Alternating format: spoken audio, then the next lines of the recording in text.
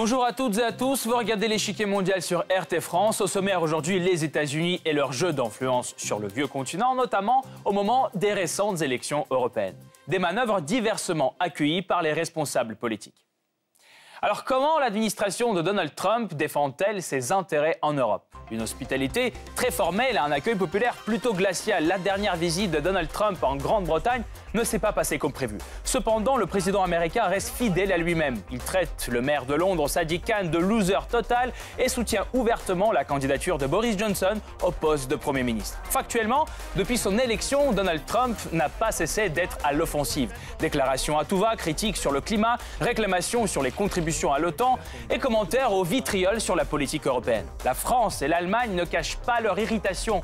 Leur réaction varie d'un ton grave à des contre-projets rebelles qui excluent carrément leurs alliés américains. D'autres, au contraire, se solidarisent autour de la rhétorique américaine. La Pologne ou encore certains pays baltes sont sous le charme de la politique de Donald Trump.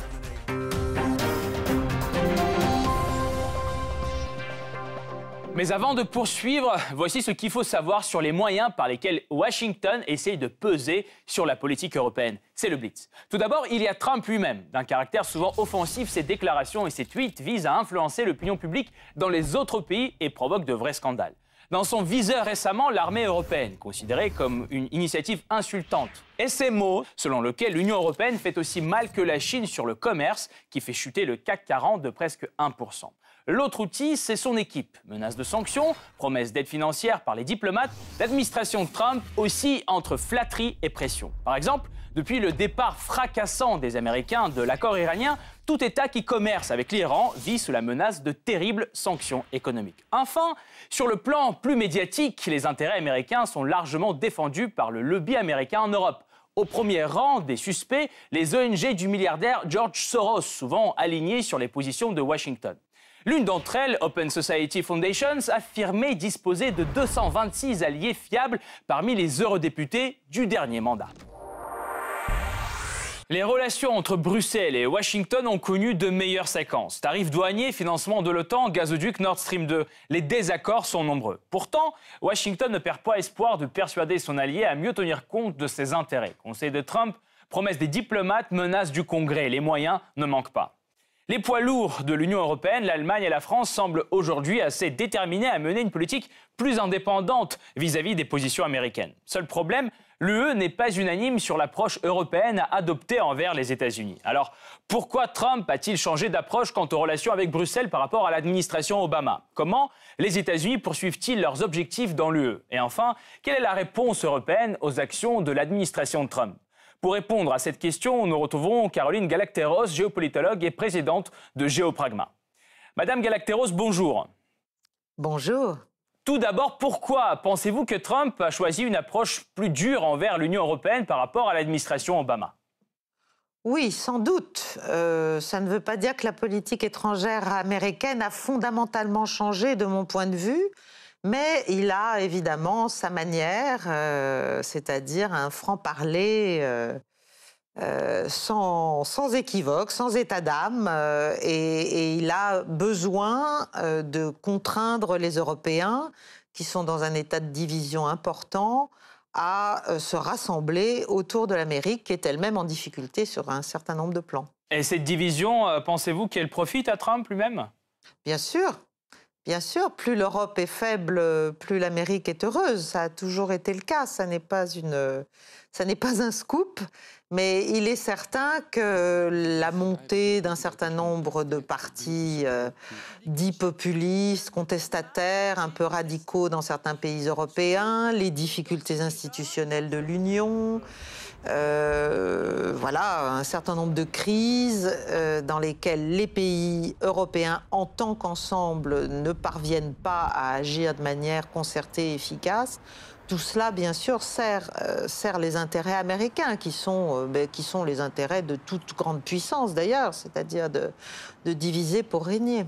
Une des méthodes de Trump, c'est de donner des conseils, parfois même assez offensifs à l'Union européenne. Quel est le but poursuivi d'un tel comportement, selon vous? Oui, alors les conseils, c'est parce qu'il n'ose peut-être pas donner des ordres. Ceci dit, c'est extrêmement offensif, c'est même parfois assez comminatoire, comme à Angela Merkel sur les questions énergétiques, comme aux pays européens sur les questions de l'OTAN et des budgets de la défense à maintenir et à augmenter pour pouvoir acheter les armes américaines. Donc ce sont des conseils qu'on est sérieusement invité à suivre. C'est-à-dire que derrière, il y a bien sûr la menace à peine voilée, même de moins en moins voilée, de sanctions, de pression, d'intimidation. Mais là aussi, ce sont des classiques. C'est vraiment la manière qui change, parce que l'homme a changé, évidemment. Merci beaucoup, Madame Galacteros. Nous allons poursuivre notre analyse tout de suite, mais nous vous retrouvons en fin d'émission pour plus de détails sur la question. Le 3 juin 2019, Donald Trump arrive à Londres pour sa deuxième visite officielle. À peine arrivé sur le sol britannique, son séjour se transforme en foire d'empoigne médiatique. Sifflets, huées et injures, des milliers de personnes descendent dans la rue pour protester contre la présence du président américain dans le pays. Ce climat tendu est réchauffé encore plus par les déclarations de Trump faites juste avant son arrivée. Il qualifie notamment le maire de Londres de loser, dispense ses conseils sur le Brexit à Theresa May et soutient ouvertement la candidature de Boris Johnson pour le poste du futur Premier ministre. Je connais les différents acteurs, or je pense que Boris ferait un très bon travail. Je pense qu'il serait excellent. On connaît le goût de Donald Trump pour offrir ces petits conseils qui ressemblent souvent à des injonctions. D'autres membres de l'Union européenne reçoivent régulièrement l'avis du président américain sur leur vie politique. Permettre que l'immigration ait lieu en Europe est une honte. Je pense que vous perdez votre culture. Jour et nuit, très triste à Paris. Peut-être est-il temps de mettre fin à l'accord de Paris ridicule et extrêmement coûteux et de rendre de l'argent à la population sous forme de réduction d'impôts. Un ton polémique qui se manifeste aussi dans la politique de l'administration Trump. Ces fonctionnaires n'hésitent pas à mettre la pression sur Bruxelles pour que soient prises en compte certaines décisions américaines. La situation qui les oppose à l'Instex en est la meilleure illustration. L'idée de ce mécanisme créé après le départ américain du deal avec l'Iran serait de permettre à l'Europe de faire commerce avec l'Iran en contournant les sanctions américaines. La réaction de Washington ne s'est pas fait attendre. En février 2019, l'ambassadeur des États-Unis auprès de l'Union européenne promet des mesures contre toute entreprise qui irait contre ces restrictions. 3 mois plus tard, Washington durcit le ton. Selon Bloomberg, le Trésor américain menace d'exclure du système financier américain SWIFT tout pays qui continue à faire du commerce avec l'Iran en dépit des sanctions américaines.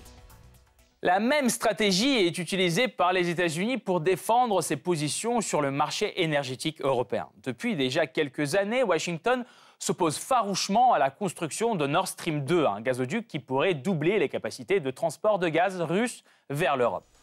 En décembre 2018, le Congrès américain appelle officiellement l'Union européenne à cesser la construction de Nord Stream 2.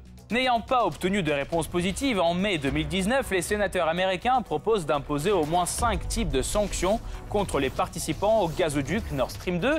Et pour encourager les pays de l'Europe centrale et orientale à diminuer leur dépendance vis-à-vis du gaz russe, Washington leur propose son soutien diplomatique et un financement jusqu'à 1 milliard de dollars. Mais les tentatives d'influencer la politique européenne ne proviennent pas que des fonctionnaires actuels. Depuis 2017, Steve Bannon, qui n'est autre que l'ancien conseiller en stratégie de Trump, multiplie les rencontres avec les figures de l'extrême droite européenne. Salvini en Italie, Le Pen en France, Zeman en République tchèque et Orban en Hongrie. Consultant privilégié et soutien public, Bannon n'hésite pas à appeler ouvertement à voter pour ses partis. Comme lors des élections européennes de 2019, Steve Bannon se rend à Paris pour soutenir les listes eurosceptiques aux élections européennes, dont celle de Marine Le Pen. Résultat, le CSA décide de décompter toutes les déclarations de Steve Bannon dans les médias français du temps de parole alloué au Rassemblement national. Sujet à la télé, discussion au Parlement. La tournée de Bannon fait grand bruit. Pourtant, en coulisses, d'autres acteurs fuient ce genre d'exposition. Par exemple, les lobbyistes. Regardons les données de la base officielle que tient le registre des lobbyistes dans l'Union européenne. Registre de transparence. Les États-Unis représentent actuellement la principale force de lobbying à Bruxelles, dépassant largement la Belgique, le Royaume-Uni et la France. De janvier 2017 à septembre 2018, le lobby américain en Europe a dépensé 120 millions d'euros pour la promotion de ses intérêts. Et il faut préciser que la loi européenne n'oblige pas les entités de lobbying à s'y enregistrer. Les montants impliqués pourraient donc être encore plus importants. Parmi les plus puissants lobbies en Europe, le géant pétrolier américain ExxonMobil. Selon Guardian, ExxonMobil aurait dépensé plus de 35 millions d'euros en lobbying depuis 2010. Les rendez-vous réguliers avec des commissaires européens, la participation active à des groupes d'experts de l'UE, tout cela pour retarder ou affaiblir la lutte de l'UE contre le réchauffement climatique. Selon le registre de transparence, parmi 12 lobbyistes employés par ExxonMobil, 5 ont un accès direct au Parlement européen. Moyen efficace pour influencer les élites politiques, le lobbying est largement utilisé par les ONG américaines en Europe. Il y en a 86 au total. Parmi les plus connus, celle du milliardaire américain George Soros. Virulent critique de Trump et partisan convaincu du Parti démocrate américain, il investit des millions de dollars pour des activités de lobbying en Europe. À ce titre, son ONG, Open Society Foundations, revendique 226 sympathisants parmi les eurodéputés. Par ailleurs, les lobbyistes rencontrent souvent de hauts fonctionnaires de la Commission. Selon des informations confirmées par le Parlement européen, environ 50 rendez-vous ont eu lieu ces 4 dernières années. Alors, quel rôle joue l'influence américaine dans la politique européenne? La réponse se cache dans les liens qui se tissent entre les États-Unis et le vieux continent depuis la fin de la Seconde Guerre mondiale. Rétrospective. Au lendemain de la Seconde Guerre mondiale, l'Europe est libérée, mais elle est dévastée par la guerre. Les États-Unis lui tendent alors la main avec la mise en place du plan Marshall en 1947. Ce dernier prévoit l'octroi de prêts équivalent à 150 milliards d'euros aujourd'hui aux pays européens pour remettre sur pied leurs économies. Cependant, tout a un prix. En contrepartie, les États européens doivent acheter des produits américains et empêcher l'expansion du communisme dans leur pays. Les pays de l'Europe de l'Est, sous l'influence de l'URSS, ne rejoignent pas ce programme qui donne aux États-Unis un certain contrôle sur les économies de l'Europe de l'Ouest. Autre pas vers l'interdépendance, la création de l'OTAN en 1949 sur fond de tensions croissantes avec le bloc communiste. L'Alliance assure la présence militaire américaine en Europe et la garantie de sécurité des États-Unis à ses membres. Vers la fin des années 1950, les économies de l'Europe occidentale commencent à se rétablir. C'est alors que la Communauté économique européenne est créée par la France, l'Italie, la République fédérale d'Allemagne et les pays du Benelux. Elle vise à mener une intégration intra-européenne et réduire la dépendance économique vis-à-vis des États-Unis. L'un des partisans les plus fervents d'une politique européenne indépendante par rapport aux États-Unis est Charles de Gaulle. Sous sa présidence, la France sort même du commandement intégré de l'OTAN, mais reste dans les structures politiques. Cependant, les liens économiques et militaires entre l'Europe occidentale et les États-Unis restent forts durant toute la guerre froide face à l'adversaire commun qu'est l'URSS. Avec la chute du rideau de fer en 1991, un nouvel ordre mondial se dessine. En 1993, l'Union européenne est créée, ce qui renforce le poids politique des pays européens sur la scène internationale. L'OTAN continue de jouer un rôle prépondérant dans la défense de la paix sur le continent. Pourtant, les poids lourds européens tentent de mener une politique plus indépendante. Dans les années 2000, l'intervention américaine en Irak marque une réelle division entre les États-Unis et une partie des pays européens. La France, par exemple, menace d'utiliser son droit de veto au Conseil de sécurité. Sur le plan économique, la concurrence est de plus en plus vive. Les relations deviennent source de contentieux. Sont notamment en cause les politiques agricoles, la loi fiscale américaine, le déficit de la balance courante des États-Unis, les taux de change dollar-euro. Face à la crise financière en 2008, les États-Unis et les Européens ne s'entendent pas sur les mesures à prendre. Sous l'administration Obama, les relations deviennent plus chaleureuses. Les États-Unis et l'Union européenne partagent dans la plupart des cas la ligne politique internationale. Par exemple, l'intervention en Libye, la guerre en Syrie ou la crise ukrainienne. Le rapprochement économique va bon train. Les deux parties discutent du traité de libre-échange transatlantique, le fameux TAFTA. Ce dernier instituerait la zone de libre-échange la plus importante de l'histoire, couvrant 45,5% du PIB mondial. Pourtant, ces plans ne se réaliseront jamais avec l'arrivée de Donald Trump, qui change la donne. Face à la pression de Donald Trump au sein de l'Union européenne, des voix s'élèvent pour remettre en question l'alliance avec les États-Unis. Le ton est donné par Angela Merkel. Après un sommet délicat du G7 en 2018 où cette fameuse photo a été prise, un grand froid entre Washington et Bruxelles se confirme et la chancelière l'assume. Les temps où nous pouvions totalement nous reposer sur les autres sont en partie révolus. Nous, les Européens, devons vraiment prendre en main notre propre destin. Des mots durs qui montrent que la tonalité des relations entre l'Union européenne et Washington a bien changé. Effectivement, il y a seulement quelques années, les abus américains rencontraient une réaction bien plus pondérée. En 2013, des documents divulgués par Edward Snowden révélaient une surveillance en masse partout dans le monde par la NSA. Parmi les cibles, le téléphone privé d'Angela Merkel. Immédiatement après, la chancelière accuse les États-Unis d'abus de confiance et déclare que leurs actions sont inacceptables. Une enquête pénale est ouverte en Allemagne. Pourtant, 3 mois après le scandale, le discours de Merkel s'est déjà adouci. L'Allemagne ne peut souhaiter un meilleur partenaire que les États-Unis. L'enquête pénale sur cette surveillance, elle, a été fermée sans bruit en 2015 et n'a abouti à aucun résultat. Néanmoins, aujourd'hui, l'Europe montre bien qu'elle n'est plus prête à avaler la pilule américaine sans rechigner. Exemple, coopération au sein de l'OTAN. Les alliés se sont engagés en 2014 à monter leurs dépenses militaires jusqu'à 2% de leur PIB. Pourtant, 4 ans plus tard, seulement 5 des 29 pays ont atteint le seuil de 2%. Et les États-Unis, eux, accordent 3,57% de leur PIB à l'armée. Situation inacceptable pour Donald Trump. Il veut que tous partagent le fardeau et exige même que ses dépenses passent à 4%. L'Allemagne est particulièrement ciblée, cependant, elle ne se presse pas de se plier aux sommations américaines. Les États-Unis comprendront qu'il est préférable de parler de meilleures dépenses que de plus grandes dépenses. Ce refus d'obéir est un nouveau point dans une longue série de divergences sur la défense. Le retrait américain de Syrie et d'Afghanistan, le retrait de l'accord de désarmement nucléaire avec la Russie. Tout cela inquiète l'Europe. En effet, ces décisions ont été prises par Washington sans aucune concertation avec ses alliés. Dans ce contexte, l'Union européenne ne reste pas les bras croisés et veut construire sa propre défense indépendante. Cela passe en premier lieu par une armée européenne, une idée relancée par Emmanuel Macron en novembre 2018, aussitôt soutenue par Angela Merkel. Un pas concret est fait en janvier 2019. Le traité d'Aix-la-Chapelle entre Paris et Berlin fixe des objectifs dans cette direction.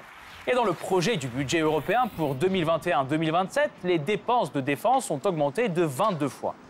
Mais la sécurité n'est pas le seul domaine où l'Europe s'émancipe de plus en plus des États-Unis. Autre exemple, la politique écologique. En juin 2017, Donald Trump annonce le retrait des États-Unis de l'accord climatique de Paris de 2015. Pourtant, cette démarche a eu peu de partisans. L'Europe ne flanche pas et continue d'appeler le monde à respecter cet accord. En première ligne, la France qui mène la campagne. Je peux vous assurer que la France continuera la lutte. Je réaffirme clairement que les accords de Paris restent irréversibles et seront bien mis en œuvre.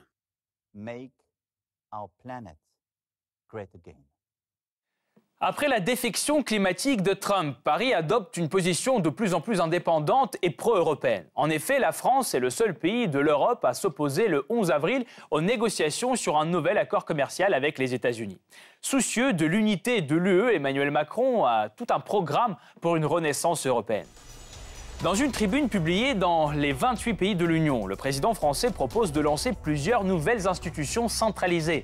Parmi elles, un Conseil européen de sécurité intérieure, une agence européenne de protection des démocraties pour lutter contre les cyberattaques et une banque européenne du climat. Le tout est couronné par des mesures de solidarité économique comme l'introduction d'un salaire minimum européen ou des mesures pour favoriser des entreprises européennes. Pourtant, l'Europe n'est pas unanime à adhérer à cette position atlantico-sceptique. À l'Est, les sympathies envers les États-Unis ne font que se réchauffer avec l'arrivée de Donald Trump. Surtout dans les pays qui voient dans les États-Unis le garant de leur sécurité, particulièrement en Europe orientale. L'Estonie, la Lituanie et la Lettonie ont tous signé début 2019 avec Washington un accord de coopération en matière de défense. Leur partenariat sécuritaire avec les États-Unis était d'ailleurs déjà étendu avec des exercices réguliers de l'OTAN et des troupes de l'Alliance en rotation sur leur sol. 3200 hommes. Les pays baltes sont rejoints par la Pologne qui, sous Donald Trump, continue d'étendre sa coopération militaire avec Washington. Récemment, Varsovie appelle par exemple à instaurer une base permanente sur le sol polonais et signe des contrats juteux de livraison d'armes américaines. D'autres enjeux rapprochent d'ailleurs la Pologne et Washington. Parmi eux, une position très hostile à l'accueil des migrants ou encore une grande détermination contre le projet de gazoduc Nord Stream 2. La Pologne y voit une menace pour sa sécurité et les États-Unis pour leurs intérêts commerciaux. Si elle est bien présente, l'influence américaine en Europe devient ainsi de moins en moins homogène. Alors, pourrait-on envisager un clivage dans l'Union européenne à cause de Washington? L'éloignement entre Bruxelles et les États-Unis prend-il ses racines dans l'arrivée de Trump ou a-t-il des causes plus profondes? Pour mieux comprendre jusqu'où s'étend l'influence de Washington en Europe, nous rejoignons à nouveau Caroline Galacteros, géopolitologue et présidente de Géopragma. Madame Galacteros, revenons aux méthodes d'influence américaines. Pour promouvoir ses intérêts, l'administration Trump fait souvent appel aux menaces de sanctions. Si on prend par exemple le projet Nord Stream 2, pensez-vous que ces menaces seront suffisantes pour que le pays participant renonce à ce projet? Sinon, seront-elles mises en œuvre finalement? Alors, personnellement, mais je ne lis pas dans le marc de café, mais je ne crois pas que ces menaces marcheront, même si l'Allemagne est effectivement fortement mise sous pression notamment, mais sa dépendance énergétique vis-à-vis de la Russie est là. Et bien sûr, c'est un grand jeu, c'est-à-dire, in fine, il s'agit de savoir qui va pouvoir fournir l'Europe. L'Amérique est clairement devenue un producteur et un exportateur, et elle a envie de se substituer à la Russie dans les fournitures de gaz et de pétrole en Europe. Donc, d'où cette politique de pression, mais ça se voit par des sanctions. Il s'agit bien sûr d'affaiblir et de neutraliser les concurrents. Ça se voit au Venezuela, ça se voit en Iran. Enfin, il n'y a pas que l'Europe.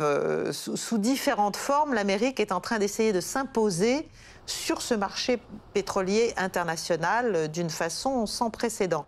Je ne crois pas que l'Allemagne, malgré tout, malgré sa relation et l'importance de sa relation à maintenir avec Washington, se laissera faire.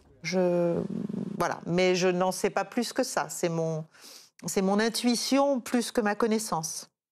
L'autre outil puissant, c'est le lobbying. En 2018, par exemple, le lobby américain en Europe a dépensé 120 millions d'euros pour la promotion de ses intérêts. Dans quelle mesure les lobbyistes influencent-ils la politique européenne selon vous?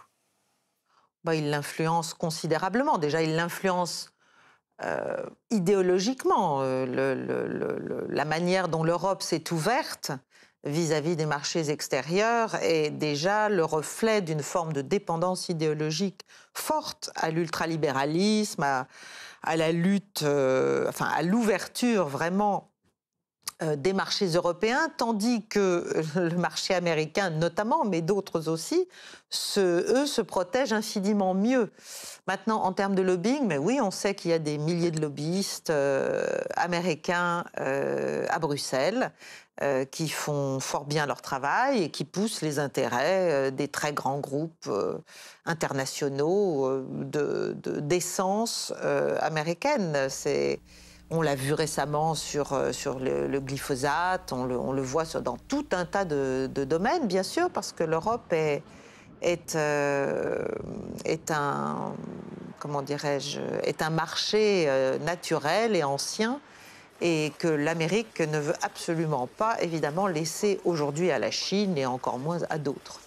La position de l'Europe, justement, dans cette situation, pensez-vous qu'elle doit, si je peux dire, survivre à Trump et attendre un nouveau président, ou est-il temps de changer d'approche dans les relations avec les États-Unis? Alors, Trump ou pas Trump, de toute manière, les fondamentaux géopolitiques américains resteront les mêmes. La brutalité, la dureté, la clarté de la politique de pression et la volonté de contrôle de Washington peuvent changer en fonction du président, mais je crois surtout que nous, Européens, nous sommes face à des enjeux de survie et de renaissance, et que cette renaissance ne passe que par une prise de conscience considérable au plan stratégique, au plan économique, au plan politique. Il faut que nous apprenions à désobéir. Ça ne veut pas dire à ne pas être alliés, ça veut dire à nous concevoir seuls, de manière autonome, à nous penser seuls, à penser à nos intérêts à la fois nationaux des pays membres et collectifs, qui existent évidemment à l'échelle européenne, que ce soit vis-à-vis de l'Amérique, que ce soit vis-à-vis de la Russie, que ce soit vis-à-vis de la Chine. Et dans cette optique-là, mais ça c'est mon idée depuis fort longtemps, je crois que si l'on voulait faire une très grande politique européenne, il faudrait arriver à réunir et à rassembler dans un dialogue intelligent ce que j'appelle les 3 piliers de l'Occident, c'est-à-dire les États-Unis, l'Europe et la Russie, face à un deuxième grand qui est clairement en train de se façonner et de se projeter vers le monde entier, et qui est la Chine, naturellement. Voilà. Mais ça, c'est un vœu pieux à ce stade. Madame Galacteros, merci infiniment pour cet éclairage. Je rappelle, vous êtes géopolitologue et présidente de Géopragma. Caroline Galacteros était avec nous. Cette partie-là n'est pas encore terminée. La semaine prochaine, une nouvelle partie vous attend avec d'autres pions sur l'échiquier mondial. À bientôt sur RT France.